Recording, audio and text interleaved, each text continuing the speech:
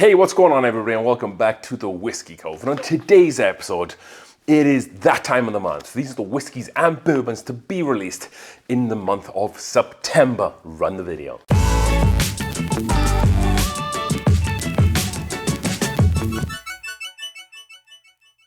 All right then folks, thank you for joining us for another new and as always exciting episode here on the Whiskey Cove. And it is one of the favorite videos that the channel puts out, and that is the whiskeys and bourbons to look out for the forthcoming month, which is of course September. We have 6 awesome bottles on the list and then some awesome, fantastic honorable mentions towards the end, so you definitely want to stick around for those too. If you don't already know, we are doing a charity giveaway for St. Jude. It is $10 a ticket. All the information is down below. You can win one of these fantastic bottles here. Thank you to Star Trek Spirits for donating a bottle, which is like a $300 bottle that you folks can win. And also, most recently, Argonaut Wine and Liquor wanted to collaborate with us, so they're helping us out with some money for the giveaway here as well. So expect a collaboration video with those folks coming out between October 20th and October 22nd, which brings our grand total so far for the giveaway to $500. Thank you to the patrons. Thank you for everybody's bought a ticket. It's only $10 and it goes to St. Jude Hospital and Research Center. With that being said, let's dive headfirst into today's video, shall we? So, starting with Blue Note, and they are back with the new release, and that is Blue Note Honey Rye Cask. We quite like Blue Note on this channel. Blue Note 17 is mostly a solid whiskey. The Duke Joint uncut and unfiltered whiskey, that's where they really come to light. There is the 60% ABV cask strength Kentucky bourbon, and it's usually around $40. Phenomenal whiskey. But they are back with their Honey Rye. This is going to be 117.2 proof, and it's going to cost $65, so not really that much. The mash bill on this is going to be a 95% rye and 5% malted barley. So I immediately thought, is this an MGP product? So no, this is distilled in Kentucky. A little bit about this. So Blue Note Honey Rye Cask begins this journey by embracing the art of fusion. American oak barrels are used for finishing and are repurposed to produce a delicious, locally sourced barrel-aged honey. So basically they get empty bourbon barrels and then they use it to stick honey in, so they can kind of label it as a barrel-finished honey like you see with maple syrup every so often. And then when they return the whiskey to those honey-infused casks for another round of aging, then it creates a distinctive, harmonious profile. So Blue Note's bold and spicy notes, blended with the nuanced flavors of wildflower honey, guarantee that each sip you'll enjoy with a balance and strength and sweetness. So $65 for a honey finish, barrel strength Kentucky whiskey, Kentucky rye whiskey that is. I think that's a buy from me. I think that's solid. Hopefully I'll find it here in Colorado, but if not, I'll be looking for it. $65, I think that's a great buy there. Next up, and we are staying in Kentucky somewhat because Blue Note is from Tennessee, and we have Green River, because they are coming out with a 1-liter bottle release of 1885 Kentucky straight bourbon whiskey.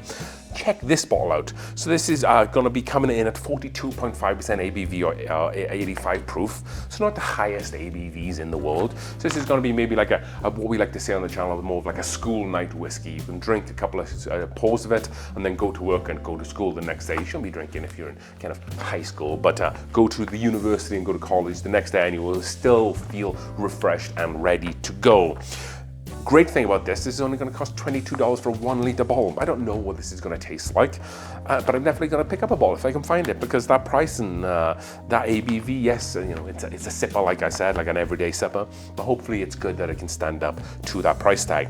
Mash bill on this is going to be 76% corn, 15% rye, and then 9% malted barley. So a good amount of corn to probably make a really nice sweet palate there, but then also a nice amount of that rye kind of in the mash bill that will add a little bit of complexity. For $22, even if it's bad, it's not going to be a lot of money spent for a 1-liter bottle.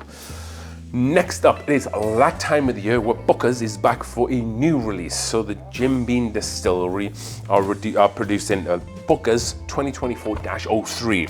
So this is really strange. I was looking for the name of this batch so many times, and there was 2 different names kept cropping up. One was Jerry's batch and the other was the Master's Distiller's batch. And I still wasn't able to find which one was which. I saw a bunch of labels that said Jerry's batch, but then other areas it was wrote as the Distiller's batch. So I think it's Jerry's batch, but it's the 24-03 straight bourbon whiskey. So indulge into the exceptional craftsmanship of Booker's Bourbon 2024-3, a Kentucky straight bourbon whiskey which exemplifies the pinnacle of 7 years of aging, bottled at a robust 63.9% ABV or 127.8 proof. So great proof on this, great ABV, and they always are with Booker's. However, 7 years old, you get some good ones, you kind of get some bad ones. I haven't had a good one, if I'm completely honest, and maybe I need to just go out and buy some more. MSRP on this is going to be $90, so spending $90 on a bottle you're unsure about maybe isn't the smartest thing to do in the world. The three that I have back here, one's from 2021, one's from 2020, and then another one from 2015. They're all not the greatest, but I think a couple of batches lately have been okay.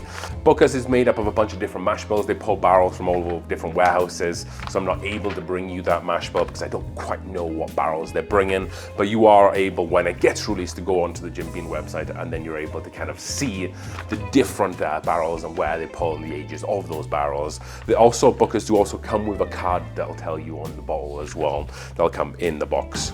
Moving on from Booker's and going to its bigger brother here, and that is because Little Book are back with the 2024 edition, which is going to be the Infinite. So this is going to be at a lower proof and ABV than the Booker's. This is going to be 59.05% ABV or 118.1 proof. If you would like to know a little bit more about this, the recipe that made up this bottle, again, much like the Booker's, that information hasn't been posted yet. It will in September, in the month coming. You can go over to littlebookwhiskey.com, and as of this filming, it's not up, but you can definitely go back and check in the next week or so, and I'm sure it will be updated there. So this release 8, the release 8 of this, so this is going to be the 9th, but the previous release 8, Path Not Taken, so the one before this one was supposed to be a very good addition. I've only ever tried a couple of the little books. I think that was 2 and 3. 2 was really interesting, but I think it had a heavy Canadian blend, if I remember correctly. 3 was pretty solid. And I think they've also added like a rice whiskey component to some of this stuff as well. So some people who know a little bit more than Little Book about Little Book than me can probably chime in with that. But I know they definitely have introduced some like Japanese whiskey, maybe like rice whiskey into it, which creates for a distinct and interesting flavor. MSRP on this, you're looking at about $150 to $160. Back when I used to drink Little Book, I was paying like $110, $120.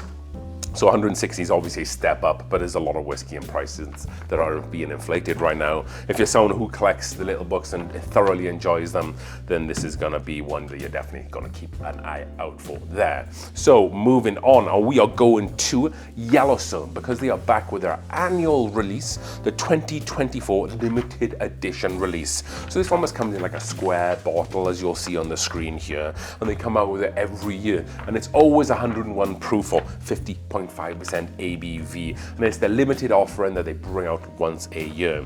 So this year it's going to be a blend of 7 and 17-year-old bourbon finished in French oak and cognac barrels from France, which is going to be an interesting combination. I think it's kind of like Blood Oath that they finish it every year in something a little bit different, but this year French oak and cognac barrels, kind of staying with a French vibe there. Maybe that's just because of the Olympics and they wanted to keep it that way. So they are releasing 10,000 cases, which is going to be 3 bottles a case, which is going to be 30,000 bottles of this. So I wouldn't necessarily run out and go and hunt it down for something that's a little bit overpriced. You'll probably see these maybe get marked up in the beginning, but the prices should start to tumble around too close to the MSRP, which is still $100. I don't think the price on this has really gone up too much in the last 2 or 3 years, which is definitely a credit to Yellowstone. What we here in the Whiskey Cove kind of like about Yellowstone as a distillery is that they really like to give back through partnerships to like national parks and stuff, and a percentage of all sales of the bottles go to like places like Yellowstone National Parks to help with conservation efforts and whatnot. So it's a little bit of a nice cause there as well. So by drinking a bottle of whiskey, maybe they're planting a tree. That's what I would like to think about that. And then Moving on, we have one of my favorite whiskeys from last year. So in the Whiskey Cove's Whiskey of the Year, this whiskey finished very high up, and I'm hoping the 2024 edition is going to be equally as great, if not better. One can hope. So this is of course Michter's Legacy series, the Bomb Burgers Declaration Kentucky Straight Bourbon Whiskey. So this is going to be 54% ABV or 108 proof. The Bomb Burgers Declaration Distillery Bourbon honors the legacy of the former distillery known as Bomb Burgers. So Michter's actually used to be called Bomb Burgers in the 1800s, and then as they moved into the 20th century and kind of rebranded, they moved into the name that is Michter's. So with that being said, the 2024 release of Bomb Burgers Declaration continues the flavorful tradition of using bourbon aged in Chinquapin, and I probably butchered the pronunciation there, which is a white oak group of trees native to central and eastern of the USA. This oak was naturally air dried and then seasoned for 3 years before being toasted and charred to exacting specifications. So they cut down the trees and they aged the wood, they let it dry out for 3 years, and then they toasted it to the specifications of this bottle there. So Michter's are very secretive of the mash bills, so I wasn't able to find this mash bill on the internet. You can maybe throw a guess, but that could be wildly incorrect, so I definitely didn't want to talk about that there. So the MSRP on this is going to be $130. I think it might have gone up sometime between last year and this year, because I think last year's release was $90. So it has gone up nearly 50%. That must be like, what, 45% in price it's gone up. It was a great bottle of whiskey last year. Hopefully it'll be a great bottle of whiskey this year. I'm a little sad about the price, however. I'm gonna still be buying it just because I really like this whiskey. With that being said, if you're able to find this, then and you're someone who loves it, maybe pay that price too. Also at the same time, Shanks is coming out, which is one of the honorable mentions here. The 2024 Shanks release, which is going to be a little less lower proof. Like the one we have here is 45.6% ABV or 91.2 proof, and I believe it's the same every year. Shanks isn't my deal, and I wouldn't pay $130 for the Shanks, but with my profile, I really like the Bomb Burgers, and $130. Even though I don't want to pay it, I definitely will this year. Staying with Michter's, and let's jump into some honorable mentions here. Michter's Toasted Barrel Bourbon are back with a new yearly release, 45.7% ABV or 91.4 proof.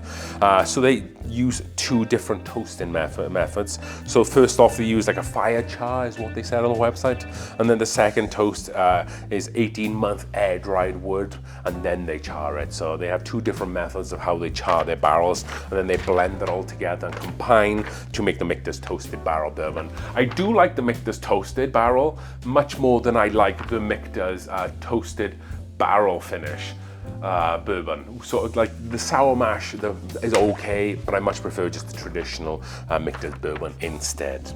Moving on, and then lastly here we have Woodyville 8-year bourbon, and this is going to be 100 proof of 50% ABV. This is a new release, and it's going to set you back $130, which is a substantial amount of money.